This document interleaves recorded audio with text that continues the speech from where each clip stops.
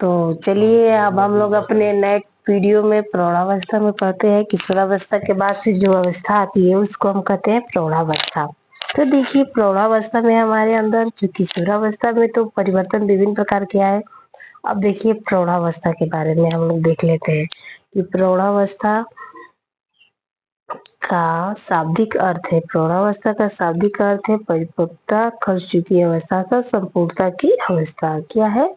संपूर्णता की अवस्था। प्रौढ़ावस्था 19 वर्ष की अवस्था से आरंभ हुई मानी जाती है, जबकि बालक अपनी लगभग संपूर्ण लंबाई शारीरिक मानसिक शरीर प्राप्त कर चुका होता है। इस अवस्था को 3 खंडों में बांटा गया है। तो देखिए प्रौढ़ावस्था को भी 3 खंडों में बांटा गया है। कौन कौन से? आरंभिक प्रौढ़ावस्था, मध्यकाल और उत्तर प्रौढ़ावस्था। आरंभिक प्रौढ़ावस्था, मध्यकाल और उत्तर प्रौढ़ावस्था। तो देखिए आरंभिक प्रौढ़ावस्था 19 वर्ष से आरंभ होकर 40 वर्ष तक चलती है। कब से कब मानी जाती है? तो 19 वर्ष से स्टार्टिंग इसकी है और एंडिंग इसकी कब है? तो 40 वर्ष तक की मानी जाती है। इस अवस्था में क्या क्या हमारे अंदर चेंजिंग होते हैं, क्या क्या परिवर्तन होते हैं, किस प्रकार से ये अवस्था कार्य करती है। तो देखिए इस अवस्था के अंत तक शारीरिक मनोवैज्ञानिक क्षमताओं का हास से होना आरंभ हो जाता है। बस शारीरिक मनोवैज्ञानिक जो हमारी क्षमताएं उनका हास होना प्रारंभ हो जाता है। प्रजनन क्षमताएं भी इस अवस्था में अंत तक कम होने लगती है। मतलब 40 वर्ष तक जब तक इंसान होता है उसकी प्रजनन क्षमताएं क्या हो जाती है? कम हो जाती है। वो प्रजनन करने में असक्षम हो जाता है। ठीक है।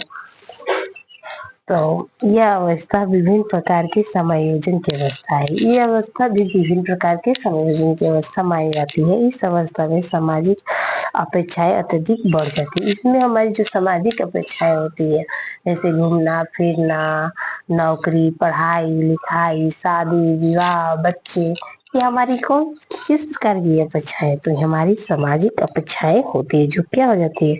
वो अत्यंत बढ़ जाती है। ठीक है। आरंभिक प्रौढ़ावस्था प्रजनन तथा सामाजिक रूप से व्यवसायिक रूप से अस्थायित्व की अवस्था है। नए सामाजिक और व्यवसायिक क्षेत्र में समायोजन स्थापित करने की दृष्टि से यह समस्या अवस्था मानी जाती है। देखिए इसमें नए सामाजिक एवं व्यवहारिक क्षेत्र में समायोजन स्थापित करने की दृष्टि से समस्या अवस्था मानी जाती है। इसी कारण मानसिक देखिए देखिए इसी का मानसिक संवेगात्मक तनाव की अवस्था भी कही जाती है। क्या कही जाती है? संवेगात्मक तनाव की अवस्था। मित्र समूह धीरे धीरे कम होने जाने के कारण व्यक्ति अकेलापन महसूस करना पसंद करने लगता है। मित्र समूह को कम हो जाने पर व्यवसायिक तथा वैवाहिक क्षेत्र में प्रवेश करने के कारण होता है। क्योंकि मित्र समूह क्यों कम होते हैं? क्योंकि वो क्या होता है, व्यवसाय तथा जब वो व्यवसाय करने लगेगा, जब विवाह कर लेगा, तो उसके पास वो अब मित्रों के लिए उसके पास समय तो कम ही पड़ जाएगा ना। तो इस प्रकार से मित्र कम हो जाते हैं। इस अवस्था में व्यक्ति के जीवन मूल दृष्टिकोण भी बदल जाते हैं। ठीक है। और एवं परिपक्वता का परिणाम होता है। प्रौढ़ावस्था की विशेषताएं। अब देख लीजिए प्रौढ़ावस्था की क्या क्या विशेषताएं। पहली जो है समायोजन की अवस्था की हो। इस प्रौढ़ावस्था को जीवन के ठीक प्रकार से चलाने के लिए व्यक्ति को कई प्रकार के समायोजन करने पड़ते हैं। सर्वप्रथम तो वह वैवाहिक जीवन करना पड़ता है, जिसके व्यक्ति वैवाहिक युगल एक दूसरे की भावनाओं को आदर करना पड़ता है। इसके अतिरिक्त व्यक्ति की पारिवारिक सदस्यों व्यवसायों के साथ समायोजन करना पड़ सकता है। आत्मनिर्भरता की अवस्था। देखिए प्रौढ़ावस्था व्यक्ति में कई प्रकार के उत्तरदायित्व का निर्वाह करना पड़ता है। इस अवस्था में व्यक्ति अपने वैवाहिक जीवन तथा व्यवसाय को अनेक उत्तरदायित्व को पूरा करना पड़ता है। और अब देखिए उपलब्धियों की अवस्था।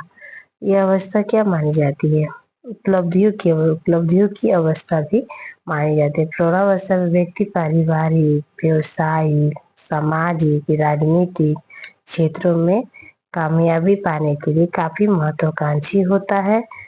व्यक्ति इन उपलब्धियों को पाने के लिए निरंतर दिशा में प्रयास करता रहता है। ठीक है।